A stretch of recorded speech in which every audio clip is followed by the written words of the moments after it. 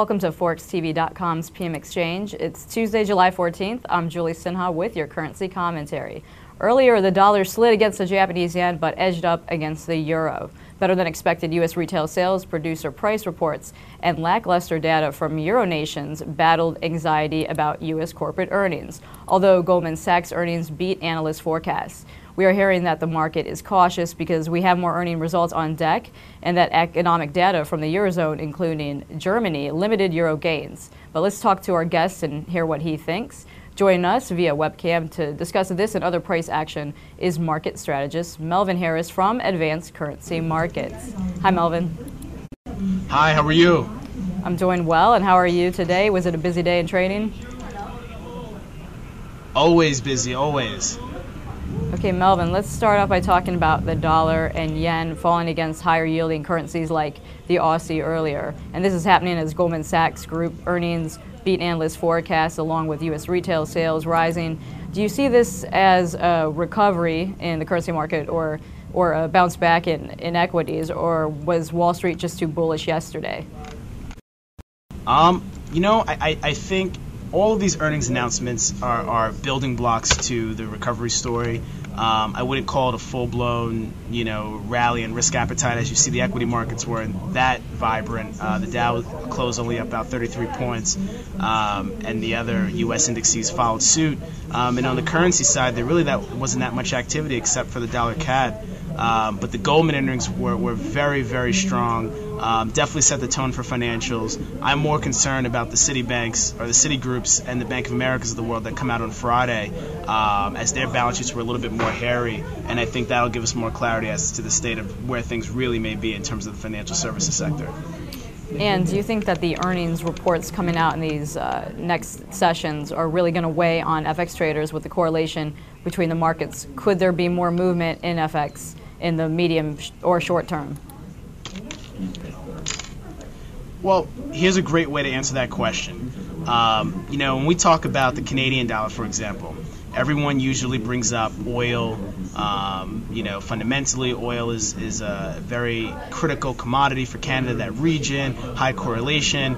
And actually, I went back and did some homework last week, and the correlation between equity markets and the Canadian dollar is far stronger than it is with oil, at about 0.9, 0.8 if you look at the Dow or the S&P 500.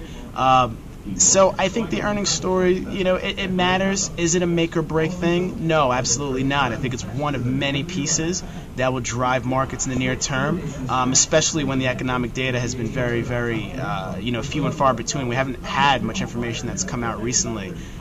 So anything that we can get to get more clarity will definitely add as a direction in terms of the way things are trading.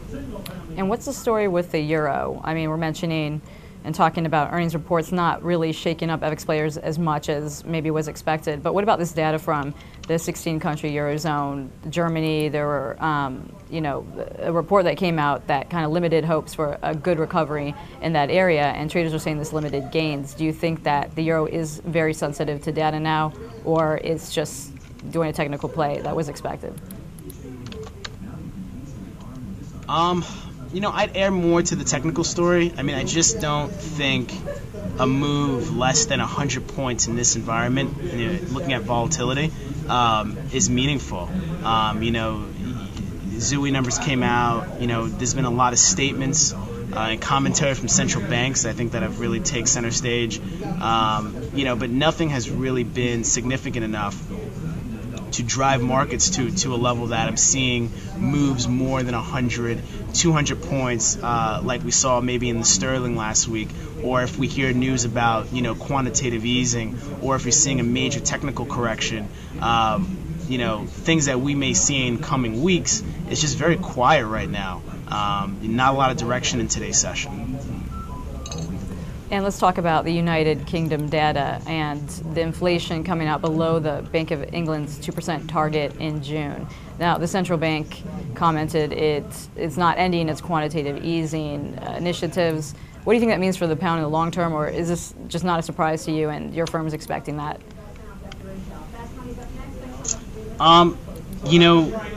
We were expecting the idea that, the UK or the Bank of England is far more concerned with growth versus inflation.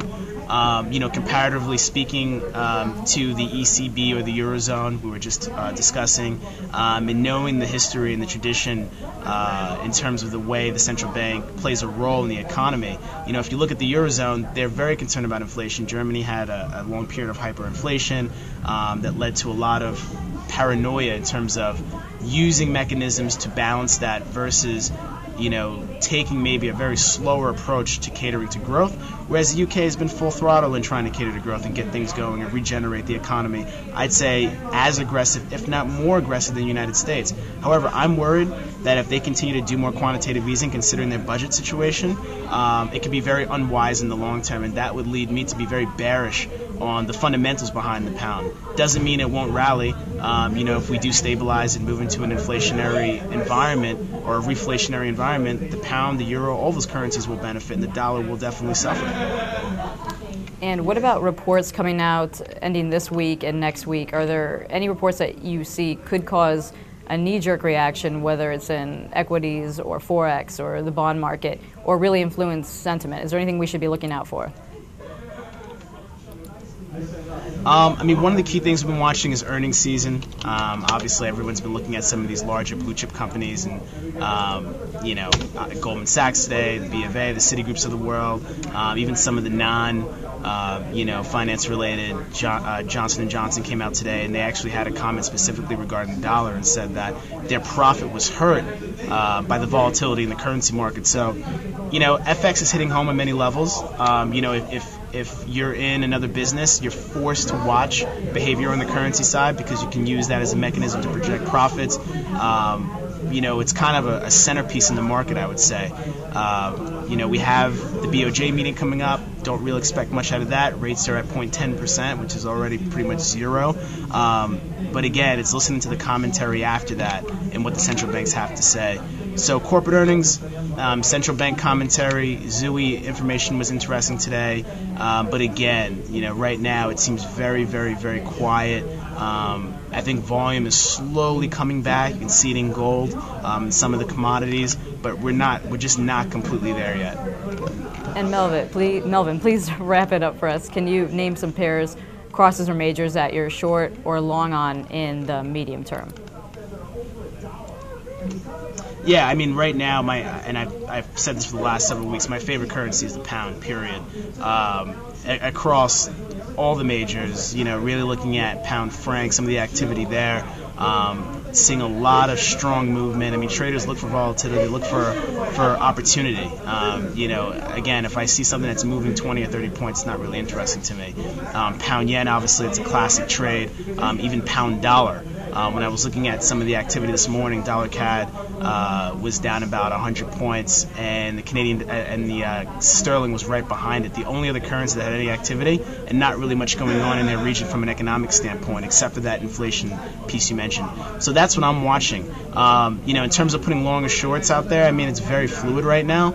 I'm not someone that is of the high frequency category, I would say. I look at very smart relative value positions and then look to capitalize on that as opposed to trying to take small bites at the bigger picture.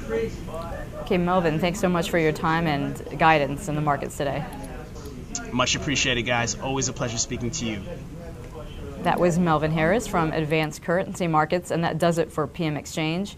If you want to learn more about Melvin and interact with him and other Forex TV guests, go to www.forextvconnect.com and start interacting with our trading community. I'm Julie Sinha. Join us later for more news right here on forextv.com.